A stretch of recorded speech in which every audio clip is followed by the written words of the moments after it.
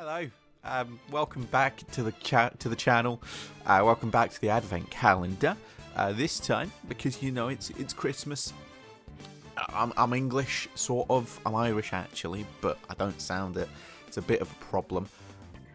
But it's Christmas time now, and one thing about Christmas that is very, very much a tradition, sort of, when certain people aren't around.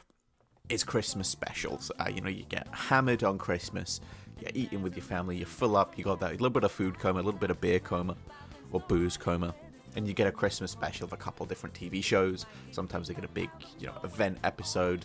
But one of those TV shows that has kind of been renowned with its Christmas season since it came back in 2005 is Doctor Who. And we're getting a Christmas special again this year, for the first time since 2018, 2019? Hang on, let me count them. 17. Can't be the first one. It might be the first one since 2017. Who knows?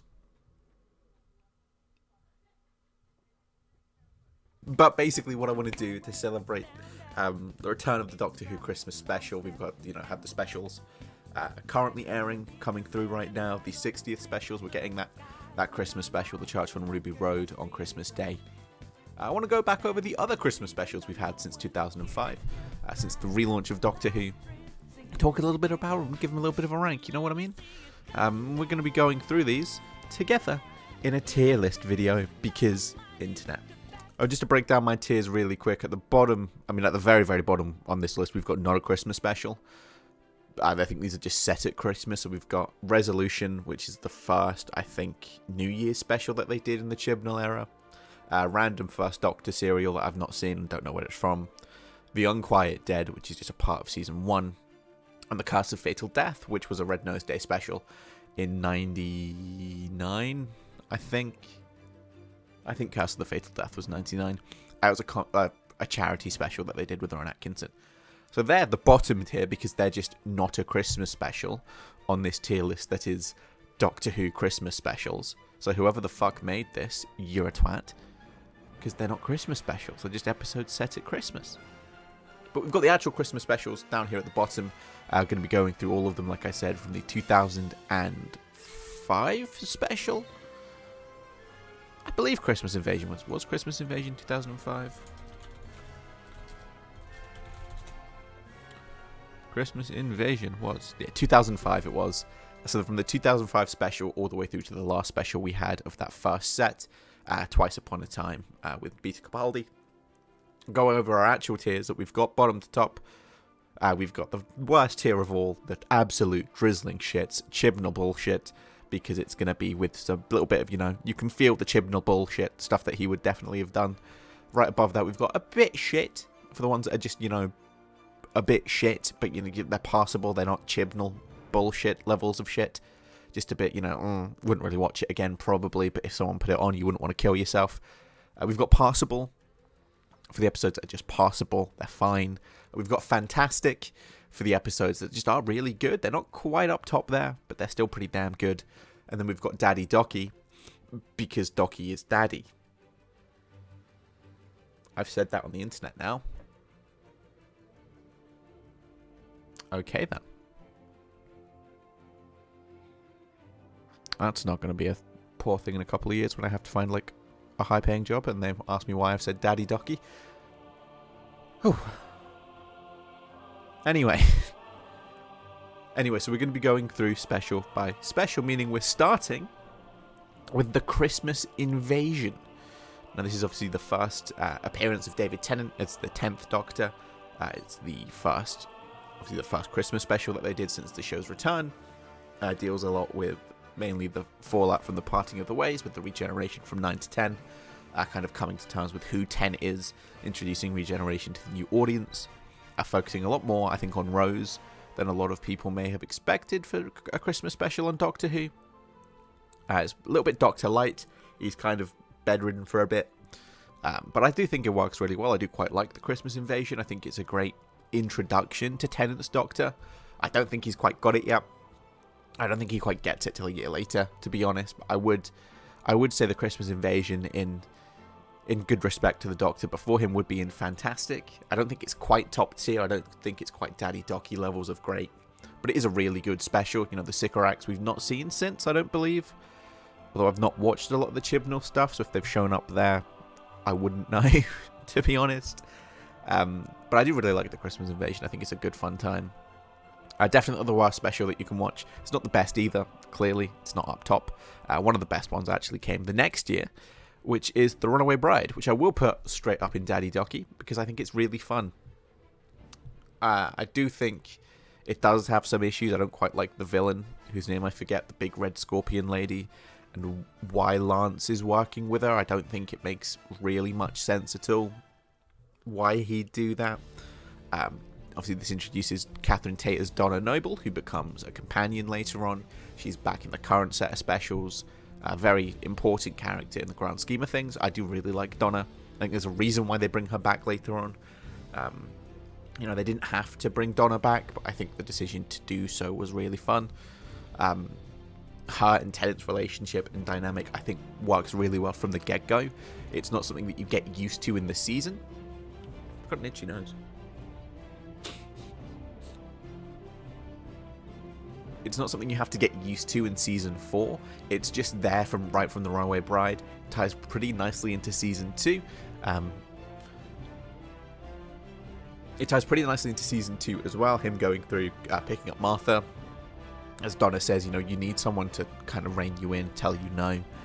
I think it sets up a good chunk of a lot of what a lot of Tennant's era was about. And it's a fun time. It's a really fun time. Following that is probably my favourite Christmas special, Voyage of the Damned. Also a Daddy Docky episode.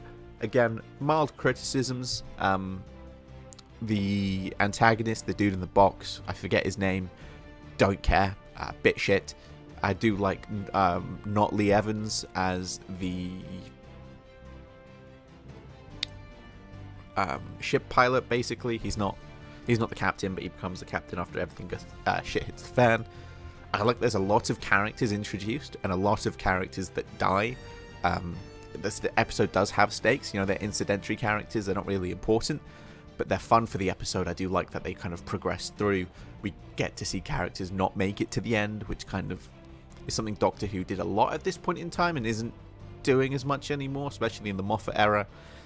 He didn't really like killing people, but they commit to killing a lot of characters. I think the standout for this one, I mean, one of two standouts, obviously the first being Bernard Cribbins, who comes back in Series 4. He's obviously Donna's granddad. We get these two back-to-back specials that end up being actually really important for Series 4. And then also, obviously, the new set of specials that we're getting right now. But Kylie Minogue as Astrid, I really like. I think Kylie Minogue is a good actress, at least in this. I've not seen her in anything else. I don't know if she has acted in anything else. I believe she's primarily a musician, if I'm correct on that. Are you primarily a musician, Kylie? Find a filmography. Yeah, primarily a musician. But I think she's really good in this. I think she's one of the best parts of it. I think her dynamic with Ten is phenomenal. I think this is one of the best episodes that Tennant gets to be in. I think this is one of his best performances. I'd say this, Waters of Mars, and probably The End of Time Part 2 are his best performances. But there's nothing really that I can question here. Voyage of the Damned is just a really fun episode. It's got a bit of a silly concept, you know, space Titanic, but it's a really, really fun time. I did really enjoy that. Next up, we've got our first entry into a bit shit, and it's The Next Doctor. This is obviously part of the series of specials from 2009. It was after Tennant and Davis had announced they were leaving following season 4, so we got the 4 specials. It was Next Doctor, Valley of the Dead, I think, Dead Planet, something like that. The one where they're in fucking Dubai and it's Lady Christina is the companion. David Kaluuya is in that one. Waters of Mars, and then The End of Time, kind of jumping from Christmas to Christmas. Or Christmas to New Year's, because last End of Time Part 2 ended on New Year's Day. I just don't like this one. I think the introduction of a character something I've kind of wanted them to do is introduce the next Doctor in the middle of a season or the middle of an episode, instead of having it wait till the end for the regeneration that they've done each time. It'd be interesting to see, you know, if David Morrissey did end up being the next Doctor. I think it would have been really interesting to see him actually as the next Doctor in an episode with Tennant, like 2 years before that. That would have been a really fun idea. Obviously, Morrissey isn't the next Doctor. He's Jackson Lake, which I think is a fine enough story. This one is really one that suffers from an issue the Christmas specials have, where they're intended to be for all audiences, so you need to keep everyone engaged. Not just people that like Doctor Who, you need to encourage the 10-year-olds who are just trying to watch, and maybe play with their toys, watching TV, the grandparents who are passed out drunk, you know, barely conscious, parents, teenagers, everybody. The Christmas specials really are geared because more people are going to be watching TV on Christmas Day, so you need a wider range of availability in terms of an audience. And this is one that really suffers. You know, there's the sword fighting, there's the little cyber monkeys, the big cyber Voltron thing at the end. There's a lot of stuff in here that was definitely made for the kids, which isn't a bad thing. You know, media does need to be geared towards kids sometimes, because stuff like Doctor Who doesn't work if kids don't want to watch it as they grow up as well. But I do think it takes away from a pretty interesting story of Jackson Lake. And Tennant, he's fine in this one. It's not his best. It's definitely not his worst. Is what it is. Now, next we've got the End of Time. Now, I'm going to include this as part 1 and part 2 because you can't really talk about the End of Time part 1 without talking about part 2. And with that, I'm going to actually put the End of Time impossible.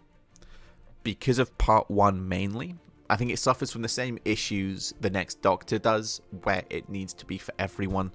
So, you know, especially, you know, not talking about, or no, we're not ranking the Waters of Mars, but piggybacking off of Waters of Mars. Ten's very different. This isn't how you leave him at the end of that special. He's now a lot closer to where he is in the next Doctor, and in, you know, Voyage of the Damned. A lot more jokey, a lot more having fun, which isn't a bad thing, but it does take away from, you know, Time Lord Victorious. We don't get to see that. They do it in Big Finish later on. The Master, I like John Simm's Master. I don't think he gets very good episodes. I don't like the end of Series 3, and I don't really like his... What was the Master's plan, changing everyone to himself?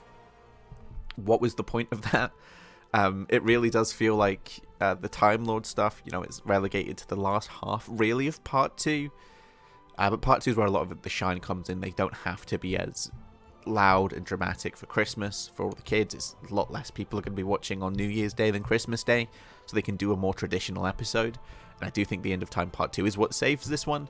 If it was just a one-off Christmas special, it was just Part 1, it'd probably be down in Chibnall bullshit, because it's... Part 1 is fucking odd.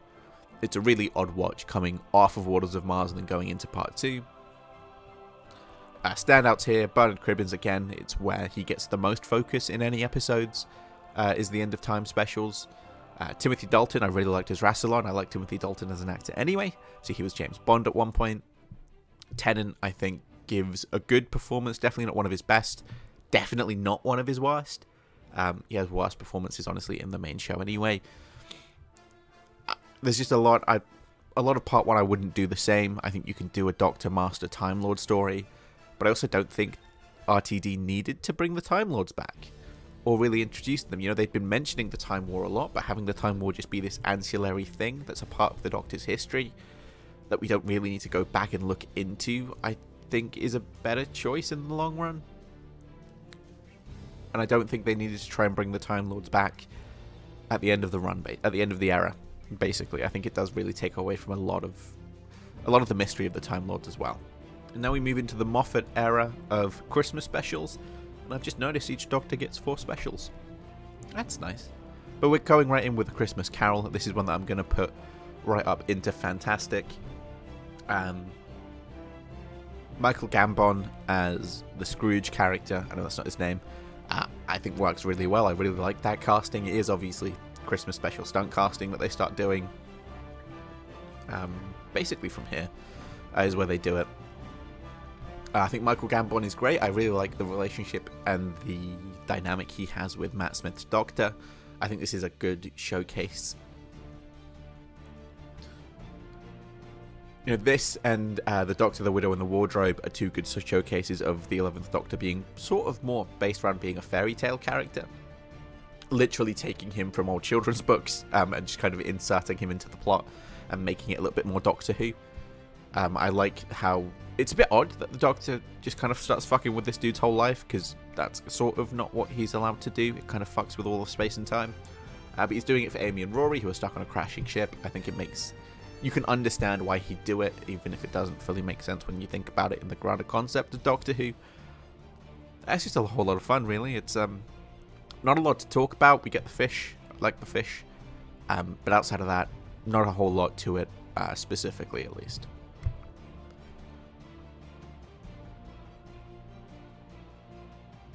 Following that, we've got another addition into just a bit shit, and it's, speaking of The Doctor, the Widow, and the Wardrobe. This one is strangely void of a lot of side characters from Doctor Who, specifically Amy and Rory, because they're not dead yet. They're just not here. I guess because he's traveling with them less, it kind of makes sense. Again, some stunt casting with, I forget her name, but the mum from Outnumbered, and then the dad is the bloke from Pointless. I like the idea of this episode of being set at Christmas in wartime England. You know, the kid's dad has gone missing, presumed dead, and it's Christmas, and the mum doesn't know how to tell them, and she doesn't want, you know, she's struggling to let them have fun and enjoy Christmas because she knows that she's got to break them by telling them their dad's probably dead, and having the Doctor come in and kind of try and help guide her with that. You know, just because he loves Christmas and he's very protective and very fond of children, I think is a good idea. I think it really loses everything when they bring the dad back. And the dad doesn't die, and he gets just brought to the family for Christmas. I think that's part of a real issue the Moffat era has in general of Doctor Who, where, like, you can't have serious situations and serious stakes stick. He always finds a way to turn it around, and this is one of those cases, and I think it really does take away from the episode and make it specifically a big proponent to why it is a bit shit. And next up, we've got The Snowmen, the third Matt Smith era Christmas special. This is another one that I'm going to be putting in Fantastic. I don't know if that's going to be controversial or not, because I know people don't really like Clara. People aren't too fond of this kind of back half run of Matt Smith's era, I don't believe. I personally really like Clara. I think Jenna Coleman is a great actress. I think she's a great addition to this world and this environment. I like Victorian Clara, the one that we get here the most, over the three Claras that we get. Obviously, we get the first one in Asylum with the Daleks. We get this Victorian Clara, or Oswin. Her name's Oswin, isn't it? I think Victorian Clara is the best Clara. Honestly, I really like the governess bar lady dynamic. She's very inquisitive for a woman of that era.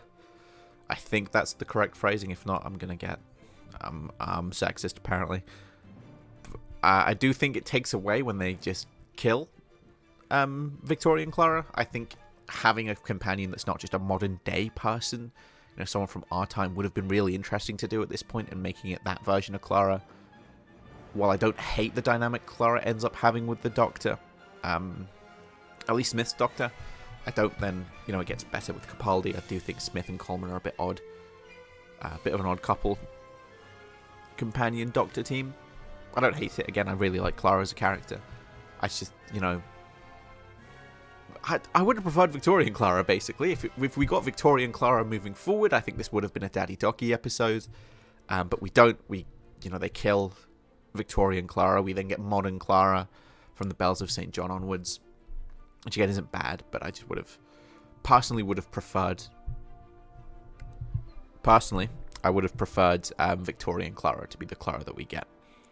So that is going to keep it down from being in Daddy Docky for me personally. And then we've got one more Matt Smith special, The Time of the Doctor. It's his final episode. It's where he regenerates into 12. And I'm going to put this one, I'm going to put it in Daddy Docky. I think it's a better end as a Christmas special to a Doctor's run than the End of Time, because it's one episode and it tells the story it wants to tell. The entire season before this has been building to Trenzalore, so it doesn't quite work, because Series 6 was building to Lake Silencio, where the Doctor died. Now it's been building to Trenzalore, where the Doctor died. And Series 5 was building to the Pandorica, which is meant to be where the Doctor died. Moffat can only write stories where the Doctor fucking dies, can't he? Jesus Christ. Time of the Doctor, I think, is a great send-off for the Smith run. I think it tries to recontextualize the silence into something. You know, they're a big part of Series 6. They then didn't show up again till Time of the Doctor, I don't believe. I don't think they're in anything else after Series 6. Which would make sense. Humanity would be killing them at that point. I like, you know, Town Called Christmas. I like that the Doctor stays and defends this town. He sends Clara away because he doesn't want her to deal with that stuff. It's on him. I really like the old man Matt Smith makeup.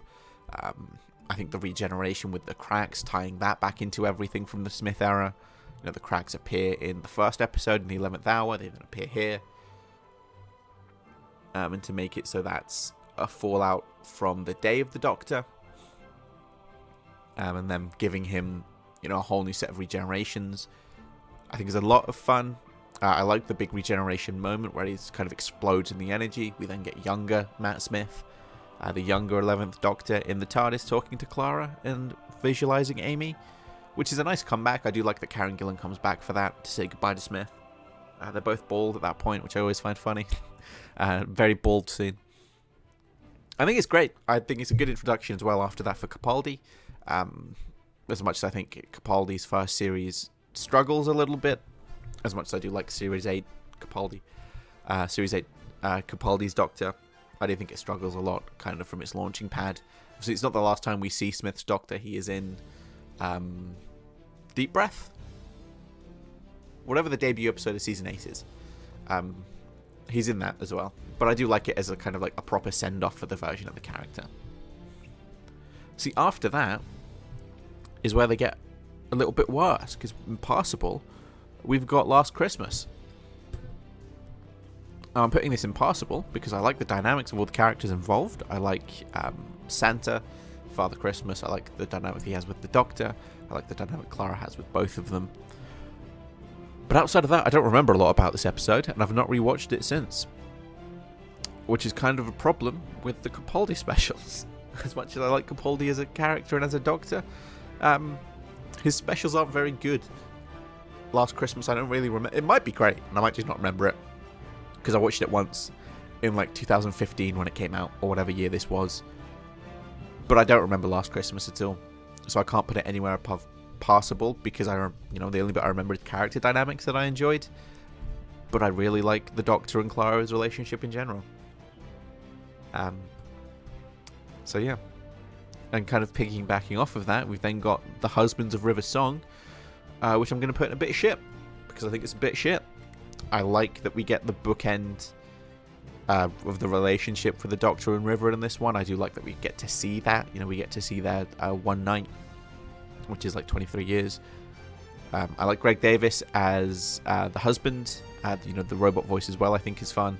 But again, outside of that, I don't remember a lot of this one. I know that there's a thing that, you know, River doesn't believe that he's the Doctor because she's not met that face. You know, she meets 11, she meets 10, she meets a couple other ones. I believe she's met all of them at some point through Big Finish and through maybe this episode. She says, you know, I've met all these faces, these are his faces, then he dies. I'm meeting Capaldi's Doctor here, but outside of that, there's not a lot here. It introduces Nardole, who becomes a companion in Series 10, and I do like Nardole. He's also in the next episode, the next special, which is the return of Dr. Mysterio, which I'm going to put in Chibnall Bullshit. It's the only entry in Chibnall Bullshit, at least so far. We've still got one more special to talk about. I genuinely don't remember this episode at all.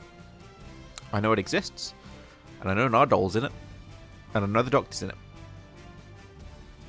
That's all I know about this episode. I don't even know if I've watched this special. I think I did, but I don't remember. But yeah, so the return of Dr. Mysterio is in Chibnall Bullshit. And that does then leave us with our final episode, Twice Upon a Time. It's the final episode of the Moffat era, the final episode of Capaldi's run. We get the debut of David Bradley as the first Doctor in the show. So he played the first Doctor, William Hartnell, in An Adventure in Space and Time. And this one, I'm going to put into fantastic. I don't think it's a Daddy Docky level episode, but I do think it's pretty damn good. I like that, you know, Capaldi wanted to bring a lot of inflictions from older Doctors into his portrayal, and making his final story then a multi-Doctor story about the first Doctor's, you know, withholding of regeneration. He doesn't want to do it, and neither does Capaldi. Capaldi doesn't want to regenerate, and it's kind of them learning, like, look, you need to trust it. You know, he's telling Hartnell, you need to trust it because you become me. You do all these great things, and Capaldi over the episode 12 learns, you know, he says his final thing, you know what, one more lifetime couldn't hurt anybody except him, and it kills him because it's regeneration. I don't like a lot of the undoing of plot points. Moffat, again, has a really good way of undoing a lot of serious moments. You know, the Doctor, he forgot Clara at the end of Series 9 because it was too destructive, their relationship. They were too symbiotic, they were too connected, they couldn't deal with not being around each other, and they were just destroying each other's lives. So he has his memory wiped of her, but he gets it back, which I don't like. He gets to say goodbye to Bill, who died in the end of Series 10, which I don't like. Gets to say goodbye to Nardole, who is dead at that point, I think. I can't remember. It's been a little bit since I watched Twice Upon a Time. But I do think it's a strong episode. I do like having the first Doctor interact with the 12th Doctor. And obviously then moves into the introduction of Jodie Whittaker's Doctor, who I think is really good in this one. She doesn't get a lot to do, but I think a lot of her inflictions and what there's a possibility of her going towards was going to be fun. I do think they piggyback off of it well in The Woman Who Fell to Earth. But yeah, as we've gone on, there's not a lot to talk about for the Capaldi ones, because they're not very good. But Twice Upon a Time I do think is the best Capaldi outing that we get at Christmas time. Obviously, it's not Heaven Sent, which is probably the best Doctor Who episode. But there you have it. We've got the tier list sorted there. We've got Up in Daddy Docky, The Runaway Bride, Voyage of the Damned, and The Time of the Doctor. In Fantastic, we've got The Christmas Invasion, Christmas Carol, I'm going to say Last Christmas, that's not that one, The Snowmen, and Twice Upon a Time. Impossible, we've got The End of Time, which is, yes, technically half of a New Year special, and Last Christmas. A bit shit, we've got The Next Doctor, The Doctor, The Widow, and The Wardrobe, and The Husbands of River Song. And then in Chibnall bullshit, we've got The Return of Dr. Mysterio. Then we've got our 4 not Christmas specials, being Resolution, that one First Doctor serial that I don't know, The Unquiet Dead, and Curse of Fatal Death. If I was going to include these, actually, if I was going to include those in the ranking, that's what it'd probably be. Curse of Fatal Death is great, I love it. Anyway, that being said, that's the ranking of the Doctor Who Christmas specials, at least up to this point. Like I said, we're getting The Church on Ruby Road this Christmas with Ncuti Gatwa's Doctor and Millie Gibson. Is Ruby Sunday? I think her name is Millie Gibson. Yeah, it is Millie Gibson. Hopefully that's going to be amazing. Hopefully that can join when we do this. Maybe next year, maybe in the future, who knows. We can join Daddy Docky as a great episode. We'll find out at some point. But that is everything. So I do hope you enjoyed this video. As I said at the start, this is part of an advent calendar that I'm doing, where I'm going to be uploading hopefully every single day from the 1st of December all the way up until the 25th of December for Christmas. Have I stolen this idea? No, I haven't. I swear. I'm also a liar, so. So if you do want to have a go through, maybe have a look at all the advent calendar episodes at this point. You know, there's only going to be a couple. If you're watching these daily, if you're watching these in the future, then you'll see all of them. We'll have a couple more tier lists, maybe 1 or 2 more Doctor Who videos. A big variety of stuff in the advent calendar that you can take a look at. But please do if you're interested there. Do I have anything else to say? I don't have anything else to say.